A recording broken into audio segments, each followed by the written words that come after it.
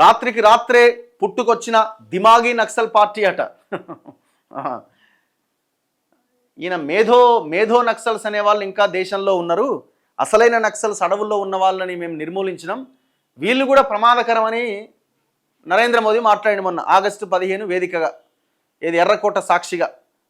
దాన్ని మన బీజేపీ నాయకుడు రామచంద్రరావు ఉన్నారు కదా, ఆయన కూడా అంటున్నాడు వీళ్ళు చాలా ప్రమాదకరమని. అసలు వాళ్ళు ఎవరు, ఏడుంటారు? అంటే ప్రశ్నించే ప్రతి ఒక్కరు దిమాగి నక్సల్సా?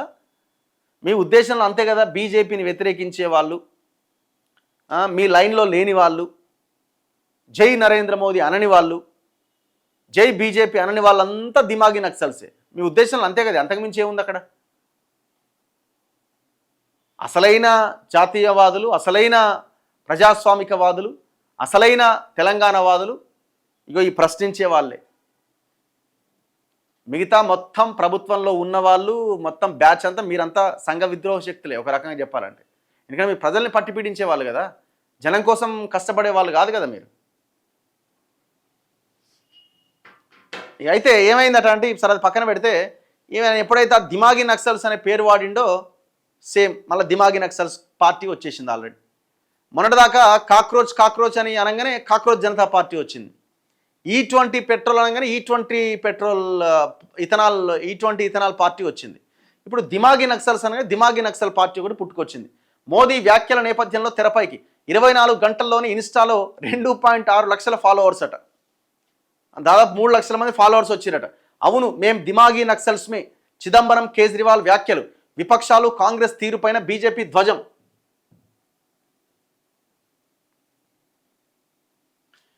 సాయుధ నక్సలైట్లను నిర్మూలించాం, దిమాగి నక్సలైట్లు మాత్రం మిగిలిపోయారు అంటూ ఎర్రకోట ప్రసంగంలో ప్రధాని మోదీ చేసిన వ్యాఖ్యల ఆధారంగా కొత్త పార్టీ పుట్టుకొచ్చింది.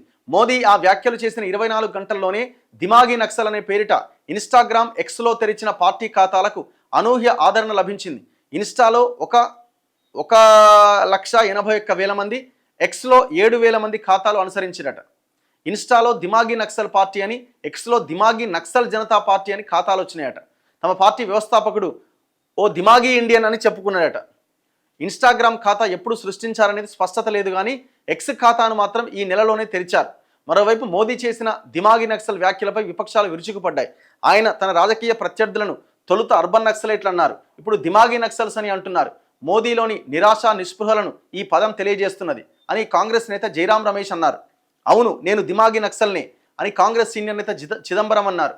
నిజమైన దేశభక్తునిగా బీజేపీకి లొంగబోనని, దిమాగి నక్సల్గా ఉండేందుకే గర్విస్తాను అని ఆమ్ ఆద్మీ పార్టీ మాజీ ముఖ్యమంత్రి అరవింద్ కేజ్రీవాల్ వ్యాఖ్యానించారు. సో ఇట్లా ఇదిలా ఉండగా విద్యా సంస్కరణల కోసం ఉద్యమిస్తున్న జెన్జీ యువతకు యోగా గురువు బాబా రామ్దేవ్ కూడా మద్దతు ప్రకటించిండట. విద్యా వ్యవస్థలో కుంభకోణం జరిగిందనేది అంగీకరించి బాధ్యులను శిక్షించండి, లేదంటే పోరాటంలోకి నేను దిగుతాని హెచ్చరించిండు. ఓర్ని అమ్మ, ఇప్పుడు రామ్దేవ్ బాబా కూడా దిమాగి నక్సలైట్, అర్బన్ నక్సలైట్ అంటారా ఆయన కొంపదీసి?